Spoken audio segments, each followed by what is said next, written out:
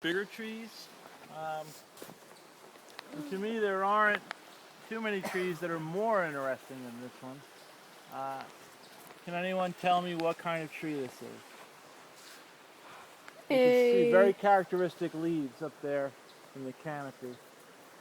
It's not an oak tree. I want to say walnut, but Okay. It's not a chestnut. No, I heard sourwood, I heard chestnut, I heard oak. It's not chestnut. it'd be a sycamore, couldn't it? It's not a sycamore. I can't see the leaves. It's not a chestnut. I saw one the other day. You can make a tea out of the roots from this tree. It's a sassafras tree. Sassafras is what I was trying to say. It's a big sassafras tree. It's got a rhododendron growing in the fork right here in the crotch, coming right out. Notice there's a lot of moss growing on this tree also. This area can get as much as 80 inches of rain. Serious amounts of rain. It's nearly a rainforest here. Parts of the Smokies get more, particularly the western-facing slopes at higher elevation, because the prevailing weather comes in and sort of hits those slopes, and even when it's not raining, it's sort of misting up in those mountains quite a bit. But I love the way these branches, and it's just sort of twisty and turny, and it's just I love Twisty and turny? twisty. Isn't it twisty and turny? Yes, sir. Sassafras don't often get that. No, It's a very large sassafras tree. Yeah. sassafras tree. Wow. It's hard to tell without coring it, but this area was extensively logged in the early part of last century. If you go in the Telephone Plains Visitor Center, they have postcards there. One of the postcards shows a logging train at the top of Bald River Falls, loaded with logs.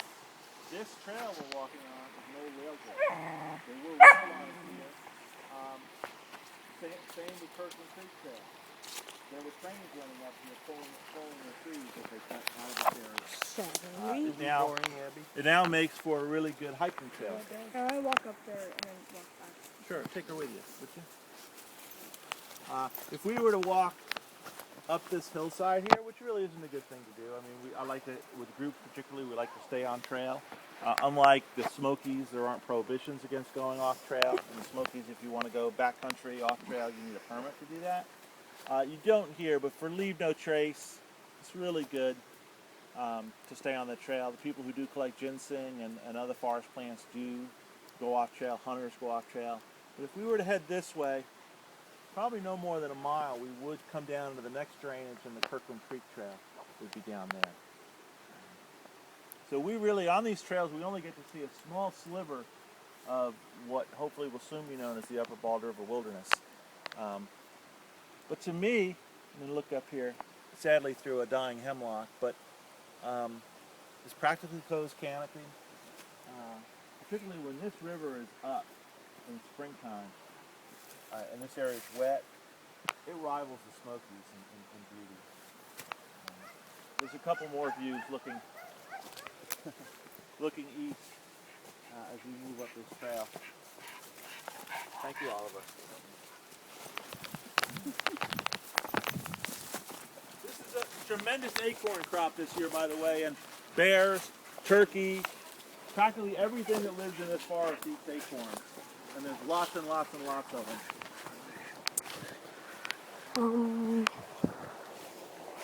Yeah. Is that all right? Yeah, sure. There are 3 other tubers of the Ubers. Look at this maple tree turning up here. Jeffrey, That's beautiful. Oliver, me, and Carl. The Halo Freako one, the Soul Terrorizer. Tennessee Wild, and Cara Fritzy, I think. I don't know. I'll put the links below in the video. So yeah. There's a Facebook page, and I think there may be Twitter. I don't know. Well, let's get going.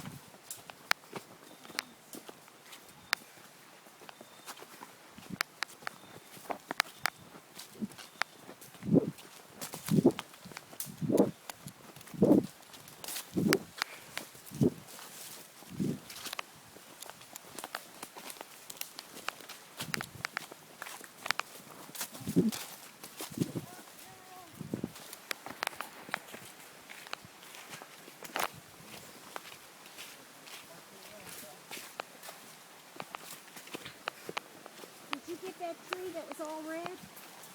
That one's good. This one not to be missed.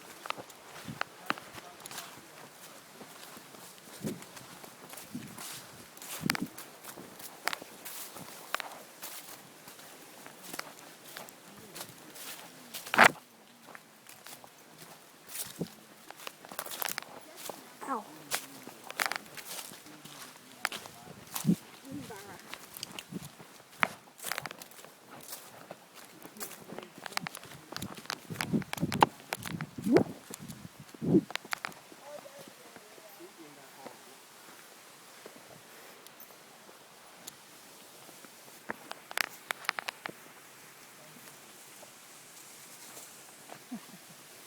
Let's get ready for one of Jeff's speeches. Do we know what this is? What turned this up like this? A hog. A hog. They come along and they just put them in daily. Salamanders, mice, bird eggs. Really, hogs are really a scourge, and I don't see a sign of a lot of fresh hog activity here. I've been a lifelong fisherman, have never really hunted, and hiking in this particular forest up here and seeing the damage the hogs have caused was the motivating factor for me to go out and buy a rifle. And I'm hoping this is the first year that I'm able to actually bag a hog. This area could use increased hunting of hogs. Rick does botanical surveys for the Forest Service and has seen firsthand the damage they've inflicted. In some of these areas, you'll have entire hillsides that are bulldozed. They just go through with their tusks and they root up everything, and they I was supposed to run a tree. they eat random plants.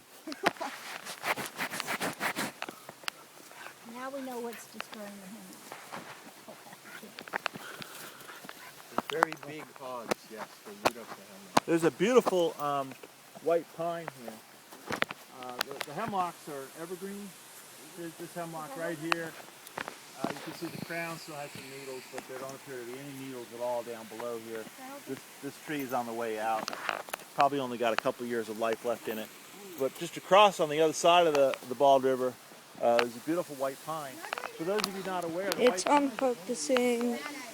So, oh. Whoa!